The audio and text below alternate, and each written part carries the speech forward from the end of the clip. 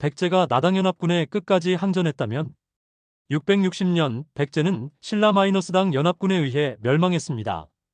의자왕은 항복했고 웅진성은 함락되었으며 백제의 역사는 그렇게 막을 내렸습니다.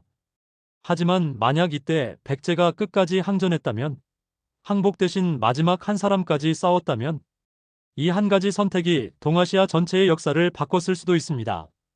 지금부터 그 흥미로운 과정을 따라가 보시죠. 백제의 항전, 그리고 부흥군의 실질적 성공. 실제로 백제는 멸망 이후에도 쉽게 사라지지 않았습니다. 복신, 도침, 그리고 일본에서 귀국한 흑지상지 등은 부흥군을 조직해 치열하게 싸웠고 한때 웅진성을 되찾기도 했습니다. 하지만 결국 내부 분열과 신라-당의 협공으로 무너졌죠. 하지만 이 부흥운동이 단순한 저항이 아닌 체계적이고 장기적인 전쟁 전략으로 전환되었다면 상황은 달라졌을 수 있습니다. 예를 들어 다음과 같은 시나리오가 가능합니다. 1. 해상 전력 강화와 일본과의 공고한 동맹. 백제는 해상 강국이었습니다. 초기부터 중국 남조, 외국과의 활발한 교류를 이어갔죠. 백제가 멸망 직전부터 일본과의 외교 채널을 강화하고 해상 교통로를 유지했다면 나당 연합군의 보급선을 공격하고 차단할 수 있었습니다. 일본은 실제로 백제 부흥운동에 군사적 지원을 했습니다.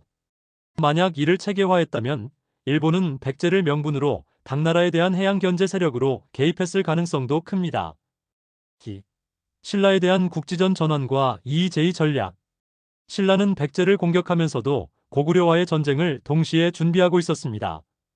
백제가 항복하지 않고 게릴라전이나 국지전을 계속 벌였다면 신라 내부에서 피로감이 누적됐을 것입니다. 여기에 백제가 고구려와 다시 손을 잡고 신라를 압박했다면 나당연합은 균열이 갔을 수도 있죠. 실제로 나당 전쟁은 백제가 멸망한 이후 고구려와 신라가 서로를 배신하면서 시작됐습니다. 백제가 이 틈을 벌릴 기회를 노렸다면 삼국의 균형은 다시 백제로 기울 수 있었습니다. 3. 당나라의 장기 주둔과 피로. 당나라는 수천 리 떨어진 한반도에 병력을 상륙시켰고 전쟁 장기화에 매우 민감한 상황이었습니다. 백제가 끝까지 항전하며 국토 곳곳에서 당군을 소모시키고 치열한 유격전으로 몰아갔다면 당의 병참 문제는 심각해졌을 것입니다. 실제로 당은 신라와 함께 한반도 전역을 점령하려 했지만 곧 신라와 갈등을 겪고 철수하게 됩니다. 백제가 이 시점에서 살아남아 있었다면 고구려와 손잡고 한반도 중부에서 남북연합을 형성할 수도 있었습니다. 4. 백제 중심의 재통일 가능성.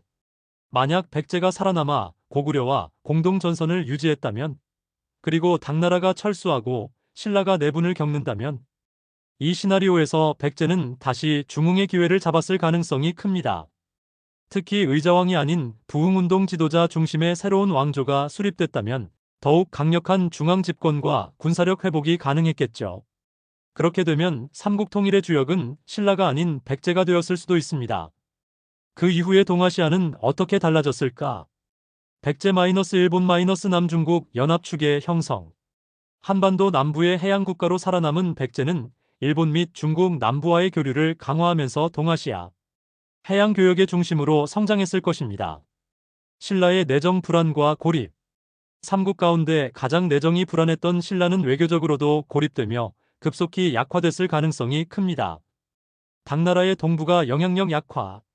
당나라가 한반도에 군사적 패배를 당하거나 장기전으로 인해 철수했다면 동북아에서의 당의 위상은 크게 훼손되었을 것입니다. 한반도 해양 중심 문명 탄생.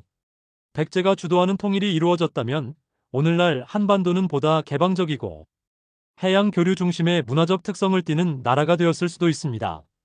수도 역시 공주나 익산 혹은 해상 교역이 유리한 군산, 목포 등으로 발전했을 가능성도 있습니다. 역사는 하나의 선택으로도 전혀 다른 길을 걸을 수 있습니다. 백제가 끝까지 싸웠더라면 오늘날 우리 민족의 정체성도 한반도의 지형도도 달라졌을 것입니다. 앞으로도 이런 흥미로운 역사 과정을 계속 다룰 예정이니 좋아요와 구독 잊지 마세요.